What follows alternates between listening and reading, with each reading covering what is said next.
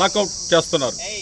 ఏ కారణం లేకుండా, ఒక చిన్న నోటీసు కూడా ఇవ్వకుండా వాళ్ళ ఇష్ట ప్రకారంగా గతంలో కొంతమంది దగ్గర బలవంతాన రూములు వేసి వాళ్ళ దగ్గర రిజైన్ చేయించి మీకు ఒక నెల లోపల 10 రోజుల లోపల మీకు రావాల్సినటువంటి బకాయిలన్నీ ఇస్తామని చెప్పి వాళ్ళను మోసం చేసి దగ్గర దాపు 600 మంది పైగా బయటికి పంపించేశారు. ఇప్పుడు మహా అంటే ఒక 150 మంది ఉన్నారు ఈ కంపెనీలో.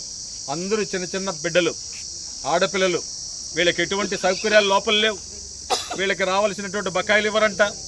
వీళ్ళకి రావాల్సినటువంటి గ్రాట్యుటీ కానీ పిఎఫ్ కానీ ఏది ఇవ్వరంట.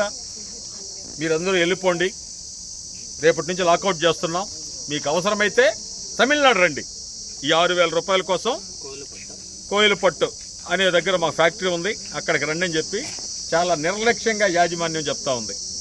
దీన్ని సిఐటియు ముకుంద గారైతేనేమి, ఇక్కడ ఉన్నటువంటి కార్మికులైతేనేమి తీవ్రంగా ఖండిస్తున్నారు. దీన్ని పరిష్కారం కోసం ఈరోజు ఎంఆర్ఓ గారు ఇక్కడికి రావడం జరిగింది.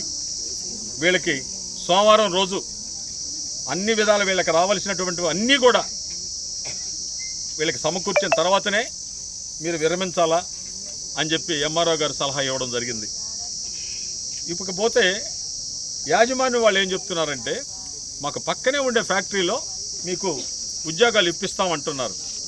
ఒకవేళ అది కానీ ఇప్పుడు ఎంఆర్ఓ గారు ఇచ్చినటువంటి సలహా అయితేనేమి, యాజమాన్యం వారు ఇచ్చినటువంటి సలహా అయితేనేమి పాటించకపోతే సోమవారం రోజు రోడ్లన్నీ నిర్బంధించి కలెక్టర్ ఈ మేనకూరు సెజ్కు వచ్చే విధంగా పోరాడతామని ఐఎన్టీయూసీ ఏపీ తెలంగాణ ఆర్గనైజింగ్ సెక్రటరీగా మరియు నెల్లూరు జిల్లా ప్రెసిడెంట్గా తెలియజేస్తూ సెలవు తీసుకుంటాం. Thank you.